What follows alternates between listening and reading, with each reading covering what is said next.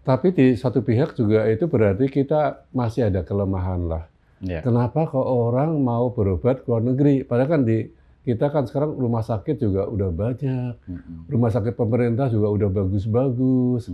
Jadi faktor biaya mau nggak mau pasti jadi pertimbangan. Pertimbangan pasien Pasti ya. jadi pertimbangan lah.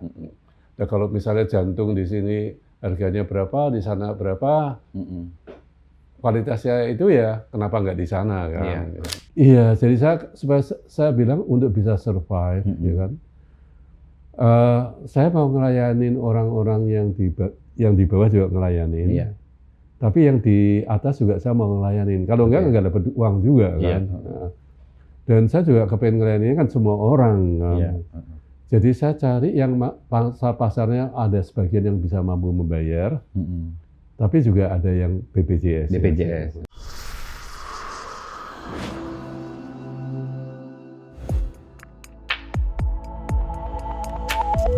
Industri kesehatan nasional sedang berada di fase krusial. Kebutuhan layanan terus meningkat, sementara tekanan biaya, tuntutan kualitas, dan perubahan perilaku pasien datang bersamaan. Di tengah situasi ini, rumah sakit swasta memegang peranan penting, bukan hanya sebagai penyedia layanan, tetapi sebagai mitra negara dalam menjaga akses dan mutu kesehatan. Di episode podcast Konvergensi kali ini, saya Wisnu Bagus akan berbincang dengan Profesor Dr. Yos Susanto PhD, founder sekaligus komisaris utama Primaya Hospital Group, jaringan rumah sakit yang lahir dari transformasi awal BROS dan kini agresif berekspansi di berbagai wilayah Indonesia. Kita akan membahas strategi ekspansi, kemudian inovasi, serta fenomena banyaknya WNI yang berobat di luar negeri, sehingga ini perlu dicermati oleh semua stakeholder di ekosistem kesehatan nasional. Telah hadir bersama kita Prof. Yos. Selamat siang, Prof. Terima kasih. Selamat siang, Pak Wisnu. Sudah Terima hadir kasih diundang di sini. Iya. Senang topiknya menarik mengenai kenapa warga kita masih banyak yang berobat ke luar negeri. Fenomena ini kan berdasarkan catatan kami ada sekitar 1,6 juta kunjungan ya, bukan jumlah orang, Prof ya? Iya, benar, kunjungan. Yang berobat di Malaysia dari Indonesia. Menurut Prof Yos, seberapa penting fenomena ini banyaknya orang Indonesia yang berobat di Malaysia, Prof? Fenomena ini penting sekali sih. Pertama, tentu kalau dari segi keuangan devisanya aja kan. Devisanya kan diperkirakan antara 160 triliun sampai 200 triliun dari segi devisa. Uang yang menguap ke luar negeri gara-gara fenomena ini ya. Nah, itu kan dari resmi dari Kemenkes yang bilang gitu pasti. Nah, tapi di satu pihak juga itu berarti kita masih ada kelemahan lah. Ya. Kenapa kok orang mau berobat ke luar negeri? Padahal kan kita kan sekarang rumah sakit juga udah banyak, rumah sakit pemerintah juga udah bagus-bagus. Apa sih kekurangan kita? Kenapa orang masih berobat ke luar negeri? Biasanya sih jawabannya sih orang kenapa berobat ke luar negeri? Orang Amerika juga ada yang berobat ke luar negeri kan, Pak? Oke. Nah, nggak hanya Indonesia ya? Nggak hanya Indonesia kan, tapi kan biasa orang Middle East juga ada, Timur Tengah juga ada. Biasanya hanya dua sih sebabnya. Pertama adalah soal biaya. Orang memang kadang-kadang bilang, loh kalau orang kesehatan kan milihnya selalu kan kualitas, ya kan? Tapi kenyataannya kan orang selalu menyesuaikan dengan kemampuan kita masing-masing. Kalau mobil yang bagus, harganya mahal, ya beli mobil yang penting udah bisa nyampe tapi kan udah cukup, harganya menengah. Itu kenapa alasannya misalnya orang Amerika kenapa kok banyak yang keluar negeri juga, di sana sangat mahal harganya, padahal kualitasnya bagus. Tapi dia percaya, lah kalau cuma gini aja kan itu juga udah sama. Kan? Jadi faktor biaya mau nggak mau pasti jadi pertimbangan. Pertimbangan pasien. Pasti jadi pertimbangan lah. Nah, kalau misalnya jantung di sini harganya berapa, di sana berapa, kualitasnya itu ya kenapa nggak di sana kan? Jadi tentu kualitas harus yang acceptable, yang bisa diterima. Kalau kualitasnya jelek, kesehatan dia nggak mau lah. Ngapain orang kesehatan kualitasnya jelek, nggak mau lah. Pasti dia anggap kualitasnya oke. Nah, tadi segi biaya dan kedua segi kualitas. Ya. Tentu segi kualitas sebenarnya bisa ditinjau dari beberapa aspek kualitas itu. Kualitas itu pertama kita bisa tinjau dari aspek technical care. Technical care itu artinya keterampilan dokter, dari peralatan rumah sakit itu semua itu di technical care. Kemudian selain technical care yang penting adalah di interpersonal care. Di technical care ini orang-orang bilang bahwa dokter-dokter kita secara kecerdasan nggak kalah lah sama luar negeri. Ya, individu nggak kalah sama luar negeri, ya kan. Tangan juga terampil. Tapi kan kualitas nggak cuma itu aja. Kualitas selain technical care kan ada juga interpersonal care. Interpersonal care itu artinya gimana dokternya ngelayanin, nggak cuma lebih dokternya, ramah mungkin ya. Lebih ramah, lebih komunikasi, lebih banyak waktu, ya kan, terangkannya lebih gamblang kalau menjelaskan ke pasien. Ya, itu interpersonal care penting sih ya. Kalau orang nggak punya rasa percaya sama dokternya, nggak nyaman ya, dia pasti nggak akan milih dokternya itu. Kan. Yang ketiga selain itu adalah aksesnya sih. Akses itu penting, aksesnya. Nah, kalau untuk appointment dokter lama, ya kan? Atau akses itu juga nyakup misalnya appointment-nya susah, ya kan? Itu juga mempengaruhi. Kalau ke sana langsung udah ada dokternya, misalnya, orang pasti milih ke sana, kan? Atau dokternya nggak pernah terlambat, ya kan? Tapi ke sana udah janjian, tahu masih antri. Iya, masih ngantri. Aksesnya susah, ya kan? Itu akses. Yang keempat adalah soal kontinuitas, kesinambungan. Kadang-kadang di sana kan antara lab, antara hasil patologi, biopsi itu bisa kadang cepat gitu kan. Ada orang yang mengeluh, ada yang bilang bahwa kalau di Malaysia misalnya orang periksa cancer, gitu. Dia di sana berapa hari udah 3 hari udah selesai. Udah keluar hasilnya. Ya kan? Di sini kadang pengalaman di kita lama hasil biopsinya bisa 2 minggu. Jadi belum lagi kondisi pasiennya kalau sudah payah. Iya, kan makin lama makin cepat makin bagus kan. Jadi kadang-kadang itu sih kita kadang-kadang dokternya bagus, ininya bagus, tapi kadang-kadang secara keseluruhan belum mendukung gitu. Jadi itu juga mengganggu di sana. Kontinuitasnya mengganggu. Jadi hal penting. Atau kadang-kadang teamwork-nya antara dokter satu sama dokter lain, ya kan? Dengan perawat itu penting juga. Dan yang kelima baru mengenai amenities kenyamanan. Kenyamanan juga penting, rumah sakitnya enak, nggak usah mewah tapi kan orang senang. Dan orang mungkin banyak ke Penang karena bisa jalan-jalan sekalian. Maka kalau Bali mau jadikan itu bagus juga. Jadi kan? Khusus kesehatan Prof ya rencanakan itu. Maka kan kayak Bangkok gitu kan nyaman, infrastrukturnya orang transportnya gampang, nyaman kemana. Ya Bangkok juga macet, tapi masih lumayan lah. Tadi disebutkan bahwa salah satu kendala banyaknya fenomena orang Indonesia berobat adalah mulai dari jumlah bed yang tidak ideal, kemudian jumlah dokter juga masih belum mumpuni dibandingkan jumlah penduduk, Prof ya. Kira-kira gimana nih Prof melihat fenomena ini, Prof? Memang akar masalah kita adalah bahwa jumlah dokter kita dibandingkan itu masih kurang jauh. Misalnya kan dokter bedah jantung kita angkanya kan masih di bawah 300-an gitu kan, satu dokter bedah jantung untuk sekitar 1 juta orang gitu. Untuk menangani 1 juta orang. Jadi angkanya masih kurang lah ya. Idealnya berapa, Prof? Biasanya kalau di luar negeri mungkin pengalaman Prof kan. Kalau itu di luar negeri mungkin antara 1 juta orang ya paling enggak ya 3 dokter atau 4 3 atau 4 dokter. Di kita hanya satu ya. Masih satu ya atau 2 udah lumayan lah. Dua udah lumayan lah. Tapi saya lihat sekarang semua pihak udah mau mempercepat sih. Jadi Dan juga sekarang bahwa lulusan warga negara Indonesia yang keluar negeri, yang balik kemari juga udah diterima, yang dokter dulu kan lebih prosedurnya lebih panjang. Ya, sekarang kan mulai diperpendek, dipermudah. Iya.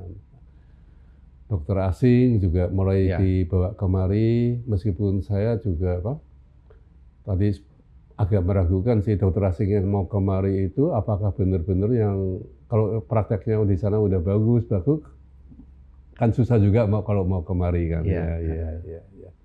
Jadi mungkin saya lebih senang kalau misalnya dokter warga negara kita sendiri, lulusan kita sendiri yang mungkin keluar negeri gimana atau dipermudah balik lagi ke Indonesia atau yang udah ada di dalam negeri kita selalu upgrade keluar negeri balik lagi ke Indonesia dibanding mengimpor dokter asing. Iya, kalau bisa sih saya lebih senang ke sana. Kan dokter asing kan kalau ke sini tentu mereka akan milih yang di negara sendiri kalau bisa kan, mana orang jarang-jarang kalau benar-benar bagus kan. Tentu kalau kebijakan tadi memberdayakan dokter Indonesia juga akan lebih bagus dampaknya buat multiplier effect. Iya, buat itu. Meskipun kita nggak boleh hobi sama dokter asing, karena itu jadi kayak memacu kompetisi sih. Tapi kita jangan menggantungkan ke sana lah. Kita lebih menitik keberatan. Tapi kalau hal-hal yang kita emang bisa, kenapa enggak juga sih? Kenapa enggak juga? Gitu. Nah, terus kemudian melihat fenomena tadi, kira-kira peran dari rumah sakit swasta untuk memberikan atau mempermudah ekosistem kesehatan kita tadi kan tadi banyak tuh hal-hal kenapa pasien kita banyak keluar negeri. Kira-kira apa yang perlu didorong oleh peran rumah sakit swasta, Prof? Untuk menekan fenomena tadi. Untuk itu kan tadi masalahnya kan di biaya sama di kualitas. Kan ya. Jadi peran rumah sakit swasta gimana kita mengusahakan dengan biayanya bisa bersaing dengan rumah sakit Penang.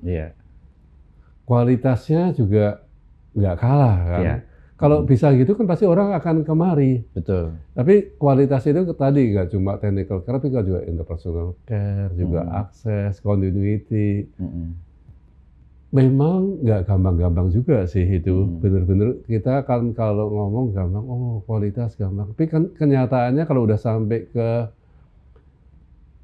detailnya, sampai ke rincinya, implementasinya, itu yang susah. Itu yang susah. Meskipun kayak di Jakarta, saya kan di rumah sakit swasta kan saya diterima ya. Itu untuk merekrut dokter yang subspesialis juga nggak gampang-gampang sih. Jadi susah, perlu satu-satu, perlu nggak gampang lah. Jadi benar-benar harus, karena jumlah dokternya masih terbatas. Terbatas. Yang kedua juga harga alat-alatnya juga masih mahal dari pajak gitu ya kan. Jadi kita akan berusaha, tapi kalau pajaknya mahal, masih murah di luar negeri kan orang akhirnya milih ke luar negeri kan. Dan kadang-kadang juga banyak peraturan yang membatasin sih. Misalnya dulu bahwa di Indonesia ini, tapi sekarang udah mulai dirubah kan. Contohnya, itu untuk seperti kan kita tahu yang kayak PET scan kan penting tuh. PET scan itu kenapa cuma ada 2? Ya kan? Itu buat kanker ya? Iya, buat kanker kan. Kan kalau untuk deteksi kanker kan supaya tahu udah penyebaran yang di kecil-kecil dini kan perlu di PET scan gitu. Dulu PET scan nggak banyak jumlahnya ya kan.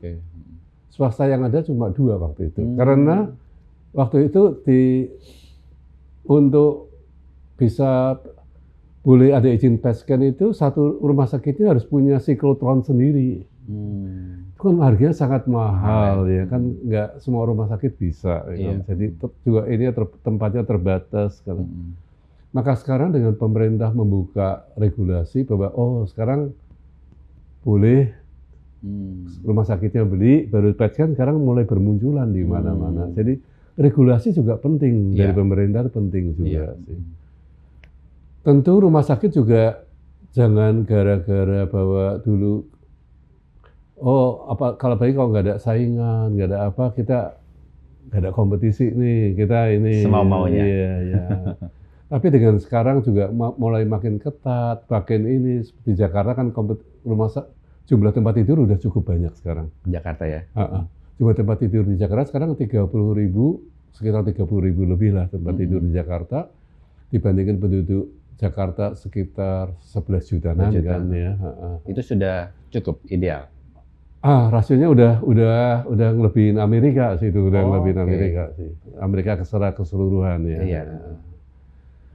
Jadi persaingan udah cukup itu, maka untuk rumah-rumah sakit yang tentu kan lihat premiumnya, lihat pangsa pasarnya kan, orang rumah sakit kan macam-macam juga pangsa pasarnya kan.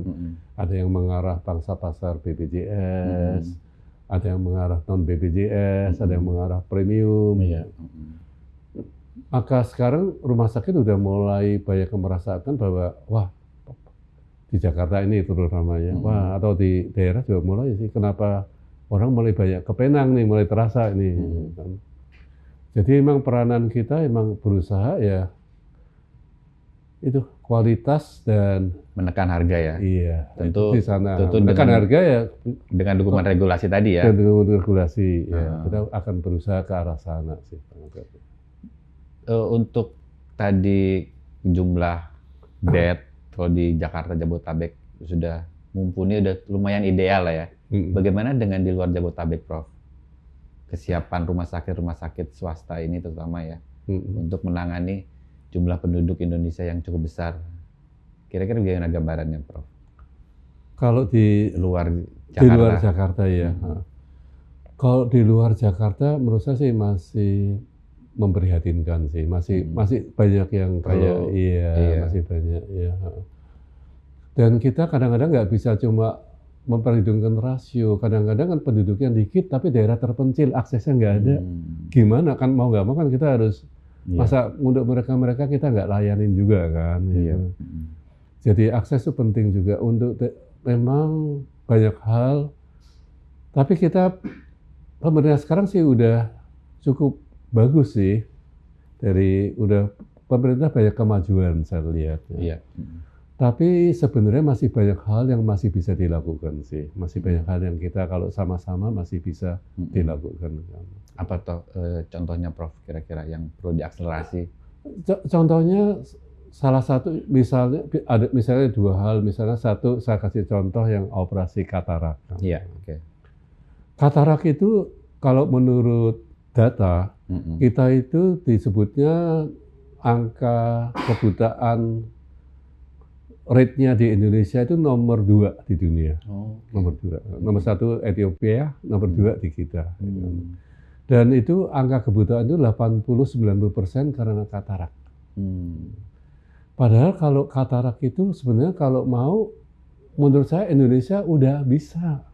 Udah bisa ya kan? Untuk menekan katarak tadi. Untuk menekan, kan kita sekarang katarak ini kenapa ini karena ada backlog, artinya ada gap ya.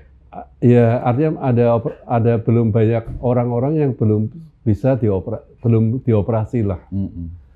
Sebenarnya kalau kita mau percepat bisa, saya udah hitung dokter yang bisa melakukan katarak, fasilitas yang ada, dana yang ada. Sebenarnya kalau kita mau bisa dilakukan sih. Dan saya gembira waktu itu ketemu Pak Pramono, Gubernur DKI waktu itu, dan juga kepala dinasnya, Kadin Kesehatan DKI. Kesehatan Ibu Dr. Ani, ya kan. Jakarta kan disebutnya sebagai barometer. Betul. Kalau benar-benar Jakarta bisa bebas katarak, artinya bisa itu, tentu katarak akan selalu ada, tapi artinya yang perlu dioperasi, tapi yang udah nggak ada, yang numpuk lagi, penumpukannya udah nggak terjadi lagi, berarti kan udah bebas kebutaan karena katarak lah. Itu sesuatu yang benar-benar berharga, dan saya harapkan setelah itu Indonesia dalam 3, 4, 5 tahun ke depan dalam pemerintahan Pak Prabowo ini udah bisa bebas katarak juga sih. Itu sesuatu yang sebenarnya bisa dilakukan. Bisa dilakukan. Bisa dilakukan, bisa. Yang kedua masalah misalnya stunting. Oke. Ya kan kita masa Indonesia stunting masih Tinggi ya. tinggi kan, masih tinggi dibandingkan negara-negara tetangga jauh lah. Gitu. Tapi maka programnya Pak Prabowo MBG itu bagus sekali sih. Iya. Bagus sekali. Apalagi kalau program itu nanti, dan saya lihat udah mulai nih, saya lihat udah katanya di tahun 2026, itu akan dikaitkan dengan ibu hamil, orang-orang hamil yang benar-benar ekonomi lemah dapat diberi MBG, dan juga anak-anak yang prasekolah, yang dari bayi sampai itu. Saya percaya dengan program yang itu, dan benar-benar saya lihat Pak Prabowo kan orangnya benar-benar itu ya, sama program ini benar-benar itu ya. Itu stunting kalau benar-benar program MBG ini bisa disinergikan dengan program stunting, efeknya luar biasa. Stunting di Indonesia dalam beberapa tahun akan jauh berkurang, bisa turun ya kan. Jadi lebih difokuskan dari kandungan dulu, Prof ya? Iya, dari ibu hamil, bayi, anak sekolah satu sisi penting. Iya, kondisi penting Tetap juga penting sih juga. anak sekolah. Tapi ini mulai dikaitkan dengan inilah. Dari hulunya sudah dari hulunya kita ini sudah diberikan nutrisi-nutrisi sehingga saat lahir dan prasekolah akan membaik gizinya. Ya. Ada satu lagi bahwa yang kita perlu untuk anak-anak sekolah itu mulai dididik perilaku kesehatan sih. Jadi saya anjurkan waktu ada MBG itu anak-anak sekolah juga diajarin, nanti kayak nggak semata makannya gimana sih makan yang sehat, ya kan, nggak semata-mata dikasih, tapi diajarin juga tuh, dikasih contoh, oh makan yang sehat dan segini, supaya kan sekarang penyakit jantung banyak, ya kan, penyakit stroke banyak, penyakit kanker banyak, salah satunya satunya ada hubungan sama makanan, kan, karena makanannya itu makan yang berwarna, makan yang mengandung itunya tinggi, pengawet, yang bikin penumpukan lemak, arteriosklerosis, ya kan. Makannya berlebihan, yang orang sekarang obesitas kan juga udah jadi problem tuh. Betul. Kan? Jadi kalau itu bisa dikurangin gitu, wih bagus. Jadi nggak semata-mata kita memberi makan, tapi juga berikan pancingnya. Jadi kita berikan ilmunya, perilaku kesehatan. Perilaku kesehatan menurut saya bukan cuma makanan, ya kan. Perilaku kesehatan itu menurut saya ada yang masuk itu bukan makanan sih. Jadi kalau kita ngomongin perilaku kesehatan, aduh bisa panjang juga, nggak bisa habis. Perilaku kesehatan menurut saya sih ada 5 yang penting sih Pak. Perilaku kesehatan ada 5. Jadi saya ngomongnya selalu bilang, 4 ini kalau dilakukan sehat. Kalau kelima dilakukan jadi sempurna. Ngambil istilahnya zaman dulu, 4 sehat, 5 sempurna kan. 4 sehat itu apa? 5 sempurnanya apa? Itu saya singkat motor. M itu yang masuk. Yang masuk kan nggak cuma makanan, polusi itu penting loh. Polusi itu mengurangi usaha hidup kita tuh, polusi ya kan. Kalau polusi antara lain juga ngerokok sih. Orang masuk ngerokok kan cancer. Ya. Terus yang masuk kan nggak cuma udara juga, radiasi juga masuk. Ya kan? Radiasi kalau tepat waktu bagus, paparannya vitamin D masuk bagus. Jadi kita anak-anak harus kita ajarin sih yang masuk gimana, kapan ini, yang masuk penting. Selain yang masuk juga olahraga. Olahraga itu, aduh kalau dari kecil, kalau kita lihat di Singapura orang udah diajarin olahraga ini, orang yang obesitas anak-anak mulai olahraga. Karena olahraga itu ada hubungan dengan kesehatan. Orang yang penelitian yang paling baru menunjukkan orang olahraga yang cuma nambah aja setengah jam itu udah bagus, udah kesehatannya udah nambah sih.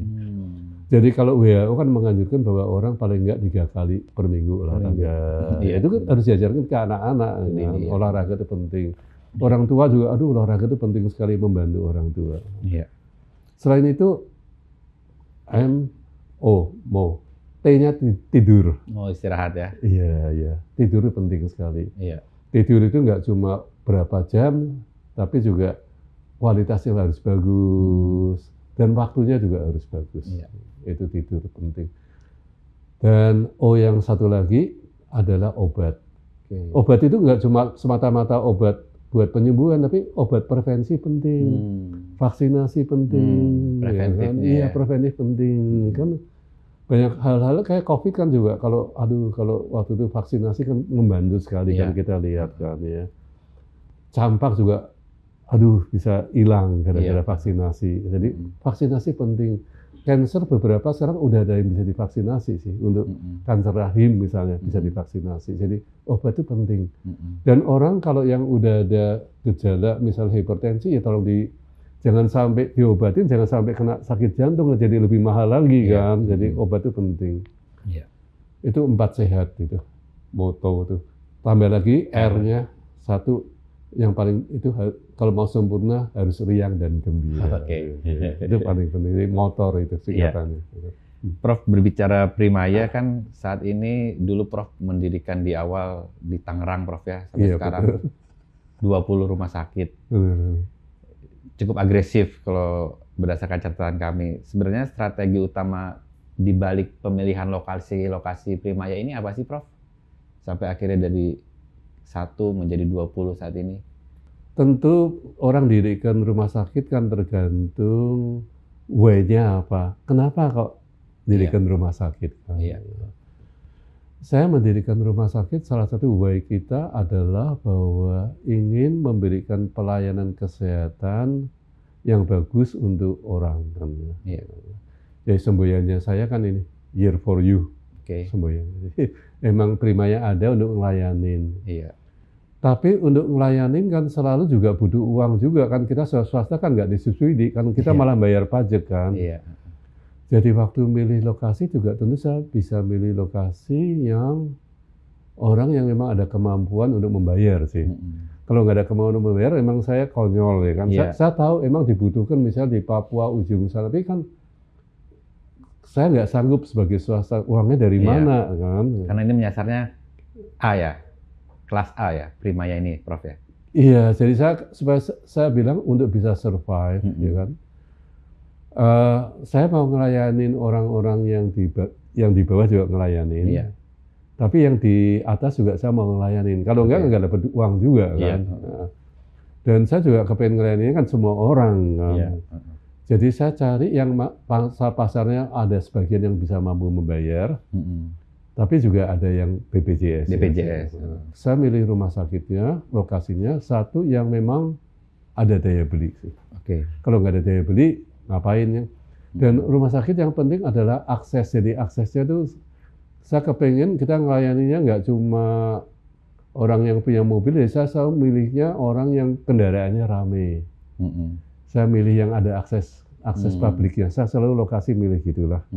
Kalau Bapak perhatikan lokasi Primaya selalu yang kendaraan publiknya yang mudah yang gampang lah, ada kendaraan publik lah.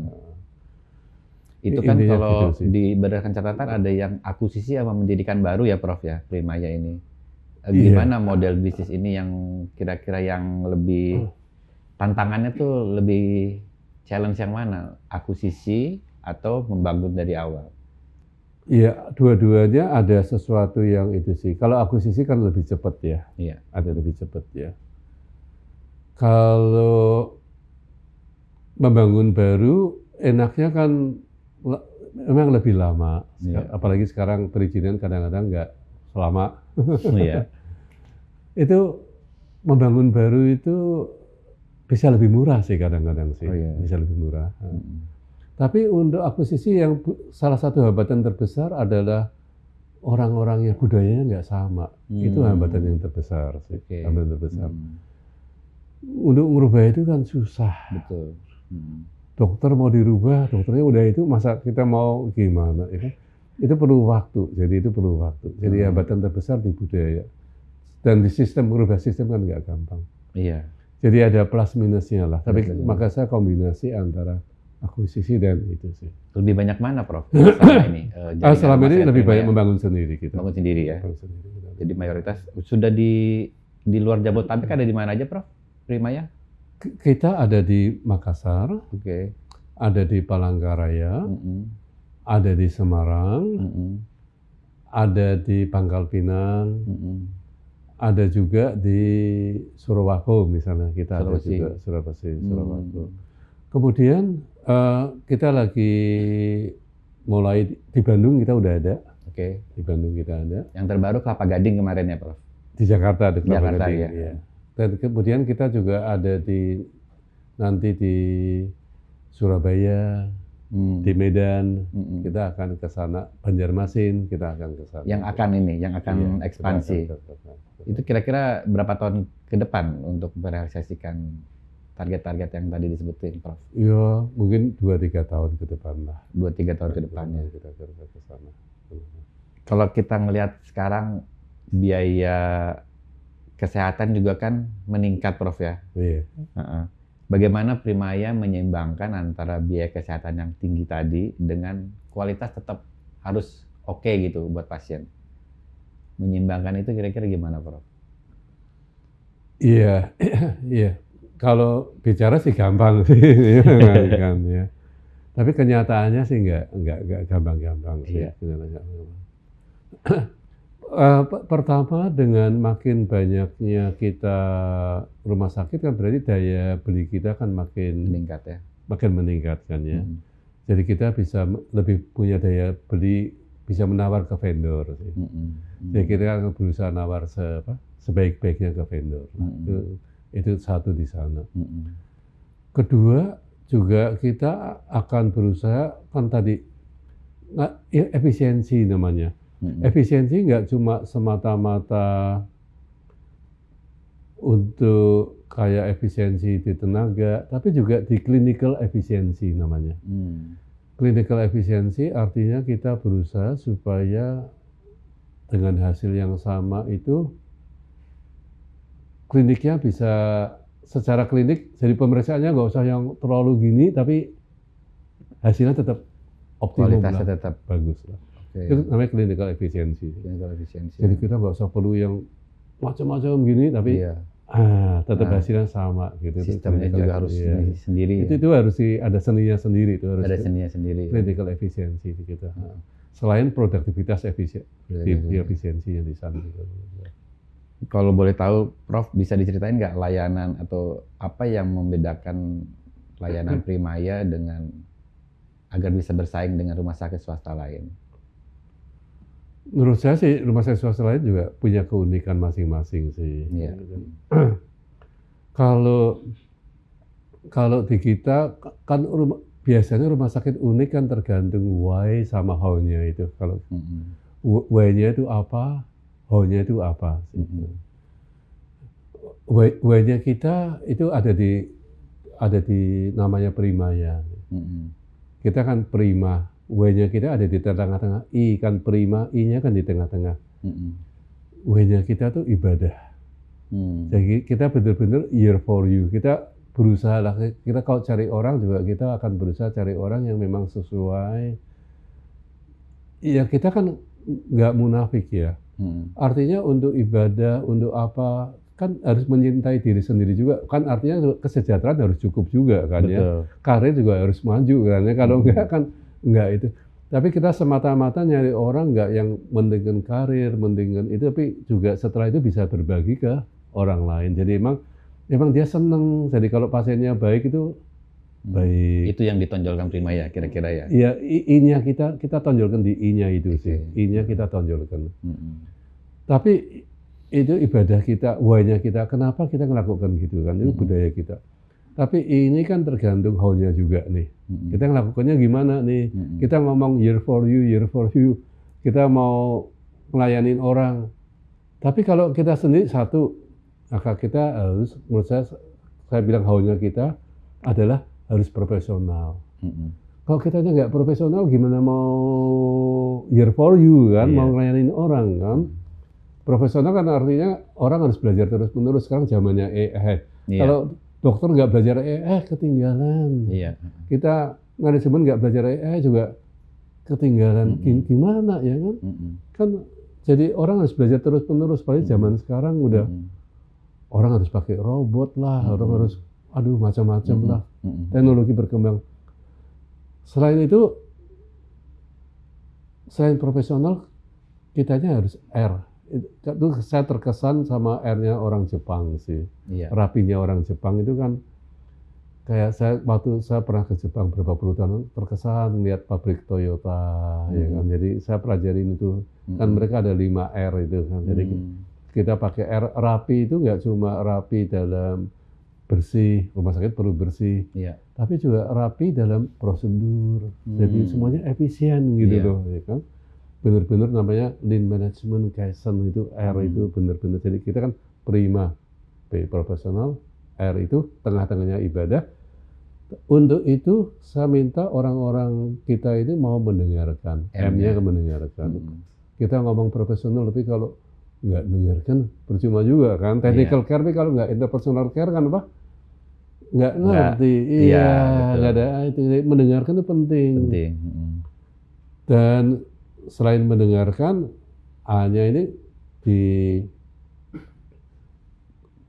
pelayanan kesehatan, A itu komunikasi penting sekali sih. Iya. Maka A-nya itu asertif. Saya senang komunikasi yang orangnya tetap menghormat, tetap sopan. Tapi maksudnya kesampaian, tegas.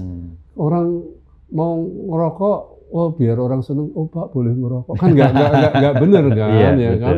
Jadi tetap gimana cara yang sopan negurnya, tapi jangan orang nyakitin hati lah, ya kan? Itu artinya asertif. Jadi kita hole-nya di sana. Jadi itu yang bikin keunikan kita, keunggulan kita. Bukan, saya nggak ngomongin keunggulan. Karena tiap-tiap rumah sakit pasti ada, tiap-tiap perusahaan ada keunikan sendiri-sendiri sih. Iya. Keunikan kita di Primanya itu, Pak. Nah, jadi kita kalau orang ada di Prima. Tadi disinggung Prof soal digitalisasi dan AI. Tentu dalam ekosistem rumah sakit juga ini sudah hal yang wajib dilakukan, Prof ya. Iya, betul. Dalam ekosistem kesehatan kita. Nah ini Prof melihatnya seperti apa, Prof, soal digitalisasi dan AI ini, terutama di Primaya mungkin nanti yang sudah diterapkan. Iya. Kalau nggak ikutin itu kita ketinggalan. Pasti akan apa? Selalu organisasi harus beradaptasi sih. Dan salah satunya adalah memang yang sekarang paling itu adalah AI. Itu memang bikin dunia berubah lah. Iya. Jadi untuk bisa bertahan mau nggak mau kita harus ikut itu, Pak. Jadi kita kan profesional kan harus ngikutin terus, belajar terus, termasuk belajar AI sih. Kita sekarang udah mulai mempergunakan AI, belum yang gimana. Primanya harus perlu belajar banyak sih. Tapi kita udah mulailah untuk misalnya untuk diagnosa, untuk ngambil keputusan, kita mulai nggak pakai AI sih. Termasuk alat-alat juga kan, Prof ya? Iya, alat-alat sekarang udah mulai pakai AI juga. Iya. Nah, misalnya dari kayak alat MRI. MRI meskipun 1,5 Tesla, nggak sampai 3 Tesla, tapi kalau udah pakai AI, kecanggihannya udah hampir seperti 3 Tesla sih. Itu apa? Membantu. Untuk presisinya atau apa tuh biasanya? Untuk kualitas gambarnya, untuk kecepatannya, ya kan, jadi bisa membantu banyak lah ya itu. Kalau berdasarkan catatan kami tuh salah satu keunggulan Primaya itu ada buat yang klinik untuk olahraga cedera olahraga, Prof ya. Itu salah satu keunggulan yang mungkin. Iya, salah satu kita kuat di ortopedi salah satunya ya. Mungkin nggak banyak rumah sakit swasta yang seperti Primaya mungkin ya. Iya. Ada juga, tapi sih kita emang berusaha ke arah sana sih. Iya. Kita Primaya akan selalu berusaha kita ngikutin bahwa penyakit degeneratif itu, jadi kita akan selalu berusaha kuat di jantung, kuat di kanker, kuat di otak, kuat di ortopedi, dan ya kita berusaha ke sana sih. Iya.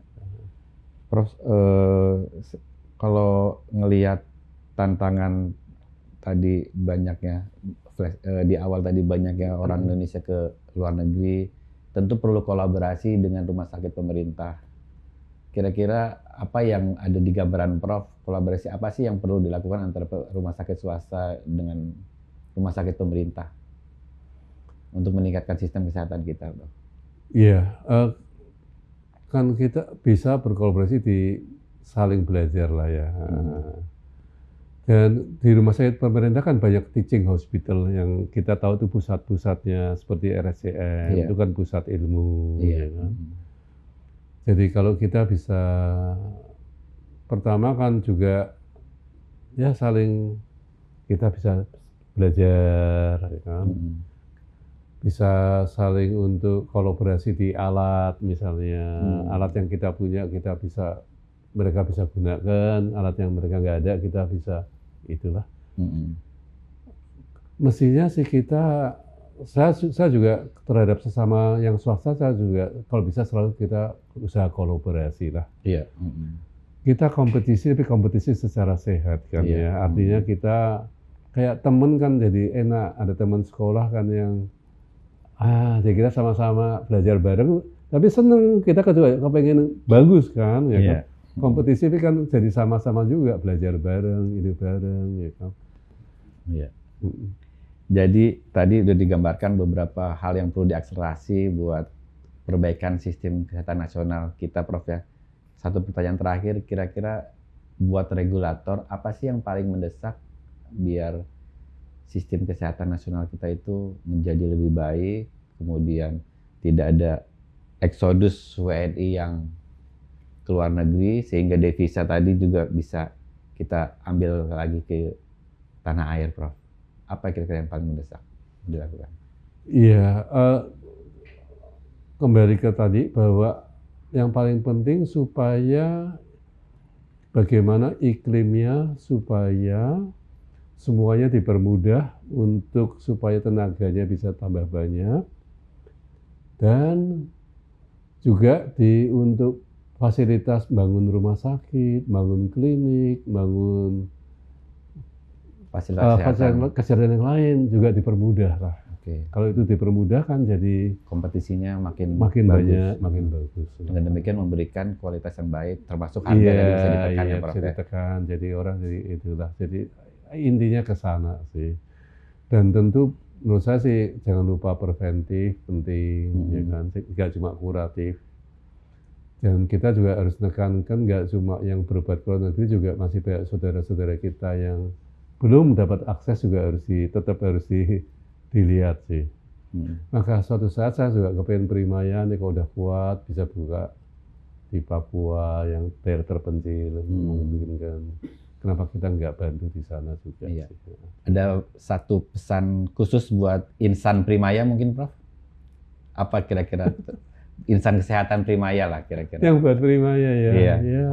Kok buat Primaya kita sama-sama kita sesuai dengan prima kita jalankan year for you kita, ibadah kita, benar-benar kita mau belajar, tetap profesional, tetap rapi, tetap mendengarkan, dan tetap asertif lah. Intinya, ayo kita sama-sama supaya benar-benar bantu orang, year for you. Baik, terima kasih Prof atas insight dan perspektifnya. Dari perbincangan ini kita bisa melihat betapa besarnya peran rumah sakit swasta dalam mendukung sistem kesehatan di Indonesia. Terlebih melihat fenomena bahwa banyak warga negara Indonesia yang masih berobat di luar negeri. Dengan kolaborasi dengan stakeholder, pemerintah, dan pemegang kepentingan lainnya, diharapkan sistem kesehatan nasional kita akan lebih baik. Semoga diskusi ini memberikan gambaran yang utuh tentang bagaimana sektor kesehatan di Indonesia bisa bergerak lebih maju ke depan. Demikian, saya Wisnu Bagus, sampai jumpa di episode berikutnya.